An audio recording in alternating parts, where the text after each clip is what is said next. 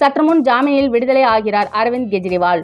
உச்சநீதிமன்றம் அதிரடி உத்தரவு. அதிர்ச்சியில் பாஜகவினர். அதாவது லோக்சபா தேர்தல் நடைபெற்று வரும் நிலையில் அமலாக்கத்துறையால் கைது செய்யப்பட்டு சிறையில் இருக்கும் அரவிந்த் கெஜ்ரிவாலுக்கு ஜாமீன் வழங்குவது குறித்து பரிசீலிக்க இருப்பதாக உச்சநீதிமன்றம் தெரிவிக்கிறது. சில நாட்களுக்கு முன்னர் ஜார்க்கண்ட் முதலமைச்சரும் ஜார்க்கண்ட் முக்தி மோர்ச்சா கட்சியின் தலைவராக இருந்த ஹேமாநாத் சோரான் அமலாக்கத்துறையால் கைது செய்யப்பட்டார். இக்கட்சி இந்திய கூட்டணியில் இருக்கிறது. இதைப்போல மார்ச் 21ஆம் தேதியன்று டெல்லி முதலமைச்சரும் இந்திய கூட்டணியின் முக்கிய தலைவருமான அரவிந்த் கெஜ்ரிவால் கைது செய்யப்பட்டார். முதலமைச்சராக இருப்பவர் ஒருவர் கைது செய்யப்படுவது இதுவே முதல் முறையாகும். கெஜ்ரிவாலின் கைது ஆம் ஆத்மி மீதான பழிவாங்கும் நடவடிக்கை என்று காங்கிரஸ் உள்ளிட்ட எதிர்க்கட்சிகள் விமர்சித்தன. இந்த விவாதத்தில் சர்வதேச நாடுகள் தனது கருத்தை தெரிவித்தன.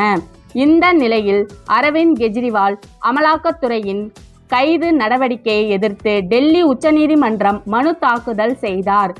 அதில் மக்கள் பிரதிநிதித்துவ சட்ட பிரிவின் கீழ் தன்னை கைது செய்தது தவறு என்று அமலாக்கத்துறை சட்டவிரோதமாக செயல்பட்டு இருக்கிறது என்றும் கூறியிருந்தார். இந்த வழக்கு நீதிபதி வர்ண காந்தாரா சர்மாவின் ஒரு நபர் அமர்வுக்கு முன்னர் விசாரிக்கப்பட்டு வந்து விசாரணையின் போது நீதிபதி தெரிவித்த கருத்துக்கள் கெஜ்ரிவாலுக்கு சாதகமாக அமையவில்லை.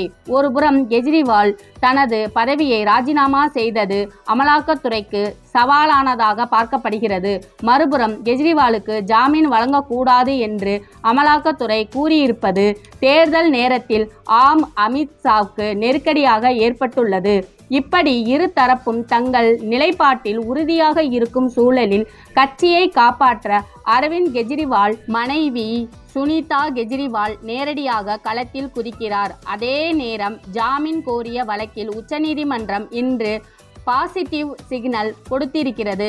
அதாவது ஜாமீன் கோரி மனு இன்று நீதிபதிகள் சஞ்சீவ் கண்ணா மற்றும் தீபங்கர் தத்தா அமர்வு முன்பு விசாரணைக்கு வந்தது.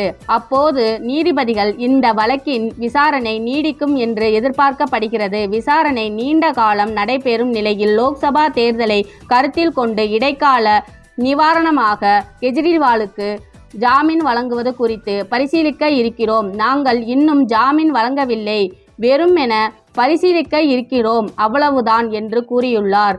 அதேபோல கெஜ்ரிவால் தனது முதல்வர் பதவியை ராஜினாமா செய்யவில்லை என்பதால் அவர் முக்கிய கோப்புகள் கையெழுத்திட வேண்டுமா என்பது குறித்து நீதிமன்றம் கேள்வி எழுப்புகிறது.